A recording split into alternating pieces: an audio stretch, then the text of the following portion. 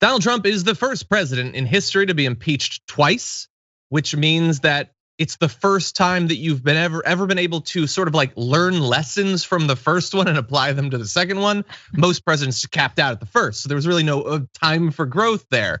But apparently the Democrats do have some lessons. So what have they learned? Well, Democrats apparently complained that the first one was repetitive and sometimes sanctimonious, although it is the impeachment of the president. So if something was going to be, it seems like it'd be that. And now the prosecutors managing a second are prepared to conclude in as little as a week, forgo distracting witness fights, and rely heavily on video, according to 6 different people working on the case. So pretty much everyone on the Democrat and Republican side wants this to be short, apparently. They all seem to agree on no witnesses, which seems really weird, Francesca. And we're gonna have a bunch of video, which we know the Republicans don't want. So this sort of first view of the strategy, what do you think?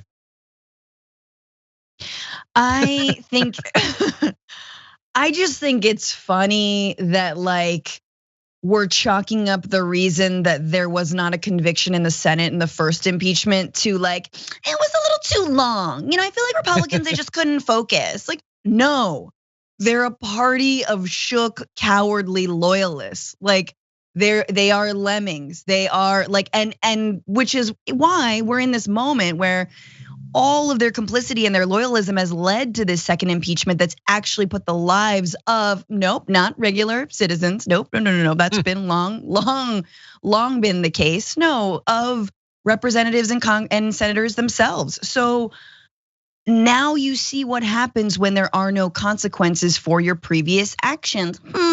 So it is. Now, do I think that means that more Republicans are gonna vote to impeach and convict?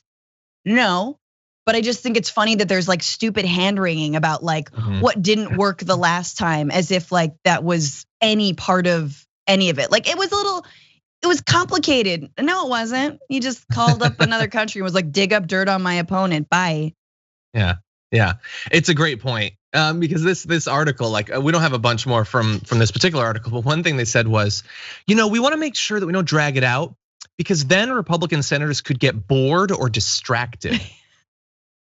First of all, that's the saddest thing imaginable, that's actually consideration, but it's not actually a consideration. No Republican is like, yes, it is difficult, and though it might mean the end of my career, I must take a stand here at last against Donald Trump and his treachery. Oh, me get tired, me acquit. That's not what is gonna happen.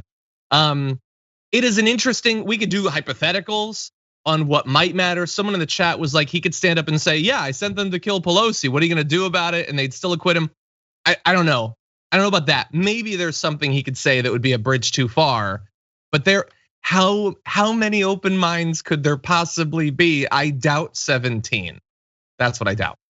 And it's looking like he's actually going to testify. He's gonna be in his own hearing, obviously. As of Friday, I had seen that his lawyers didn't want that. Anything could change, it's still possible. I'm sure the Dems would like it. I think, look, there's a lot of considerations on that. I mean, one, that would be really entertaining, I'm sure. I know. And it really does bother me that he's never had to answer in any of these trials, or he didn't have to do like a big sit down with Mueller. Like we had the multi-year long investigation. And he was able to submit some written answers, that's it. Why doesn't he ever have to defend himself? This strong alpha man, the ultimate Eagle Patriot missile man. He just hides behind like, oh, I'll be over here with my lawyers. Because everybody knows that I'm such either a dunce or a liar that I would make things worse for me. So, and they're saying he tried to overthrow the government. That's what they're saying. So how could he not have to actually speak to that? How could it just be a thing where like, we'll debate it. You just go over there, you do whatever you want, and we'll debate whether maybe you don't get to run again. I don't know, the whole thing, if you don't have him in, and I get that they can't apparently force it, it makes it seem less serious to me. Yeah, oh, for sure. But there's nothing as unserious as Donald Trump trying to answer a question. So I don't know about that, but it would be fun to see him fire both of his lawyers live on television in the middle of the hearing as they're like, as they try to like calm him, like it's very like Giuliani to Melissa, what was her name? Calzone is what I'm gonna call her. Calzone. Calzone. Calzone, and I can. I don't know. You can. We both can. We have Italian privilege, so there you go. It's calzone. Oh, yeah. Corone. Now I'm remembering it. I like calzone better. Let's do that. I like calzone as well. Now I'm hungry. Damn it, John. Yeah. Good place for calzones in Culver City. Anyway, yes. Look. It's ridiculous. Their whole defense is gonna be that the Senate lacks jurisdiction to judge a former president after he left office because the Constitution doesn't explicitly say that it can, even though many of the people making that argument have supported hypothetically impeaching Democratic presidents afterward and have been perfectly fine with the same sort of procedure for non-president government officials. Like, I understand that it's a different level, but if you're saying that the lack of explicit authorization in the Constitution is enough for us to shut this down without even having a trial, then I think that that's an important bit of precedent that should definitely be considered. Yeah. I want to just mention one other thing, which is about the lack of witnesses, which it's a terrible idea. Like, I don't think that, unless they're gonna like bring up AOC's Instagram lives, which are incredibly damning and very good evidence.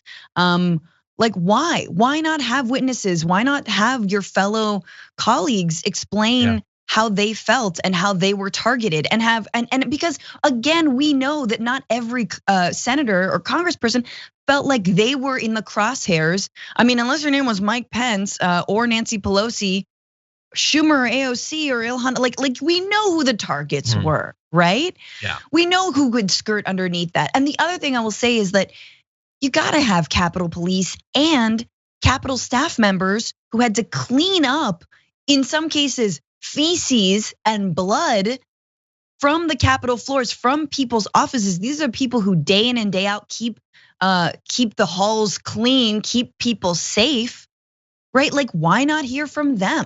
I think it would. I think it makes total sense. And today also is the first death of a sitting US congressperson of COVID. And we know that after the insurrection, there were people who tested positive for COVID. Now, I'm not linking his death to, the possible outbreak of COVID, but we know that like not only did the insurrectionists try to like overturn a democratic election, but also like spread a virus. But hey, what else is new for, the MAGA crowd? Yeah, we mentioned that death on the pre-show. In terms of the timeline, he announced it on the 21st.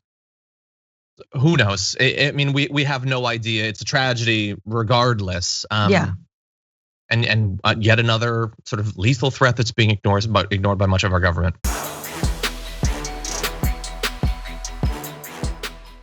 For more political news breakdowns, interviews, stories of activism, and me trying my hardest to care about the occasional big celebrity news story, subscribe to our YouTube channel at youtube.com/The Damage Report. And you can ring the bell wherever it is so you don't miss anything.